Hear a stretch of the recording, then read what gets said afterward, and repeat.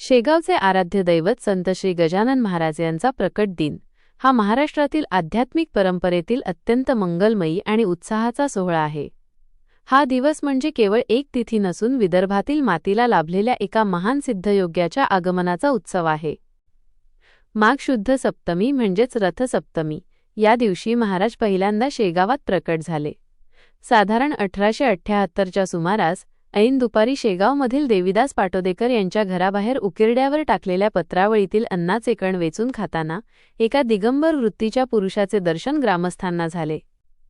दिसायला धष्टपुष्ट, सतेज चेहरा आणि डोळ्यांत विलक्षण तेज असलेल्या या पुरुषाने जगाला गणागण गणात बोते हा महामंत्र दिला.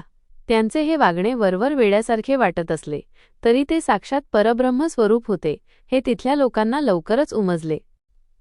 गजानन महाराजांच्या प्रकट होण्यामागे एक मोठा आध्यात्मिक संदेश दडलेला आहे. उकिरड्यावरचे अन्न ग्रहण करून त्यांनी अन्न हे पूर्ण ब्रह्म असल्याचे आणि शुद्ध अशुद्ध यातील भेद मिटवण्याचे जगाला शिकवले.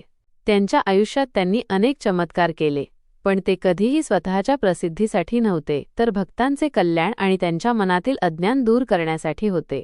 कोरड्या विहिरीला पाणी आणणे असो किंवा जानराव देशमुखांना जीवदान देणे, महाराजांनी प्रत्येक प्रसंगातून ईश्वरी शक्तीची प्रचिती दिली.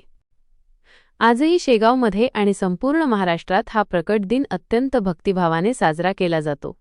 या दिवशी शेगावच्या मंदिरात लाखो भाविक दर्शनासाठी येतात. पहाटेपासूनच अभिषेक, पूजा, कीर्तन आणि भजनांचे कार्यक्रम आयोजित केले जातात.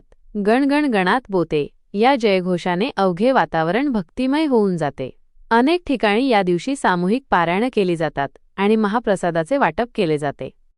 महाराज हे विदेही अवस्था प्राप्त झालेले संत होते.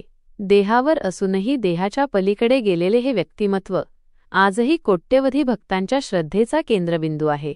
त्यांचा प्रकट दिन हा आपल्याला त्यांच्या शिकवणीची म्हणजेच संयम, भक्ती आणि समभावाची आठवण करून देणारा दिवस आहे. मी गेलो नाही, मी इथेच आहे ही त्यांनी दिलेली ग्वाही आजही त्यांच्या भक्तांना प्रत्येक संकटात आधार देते.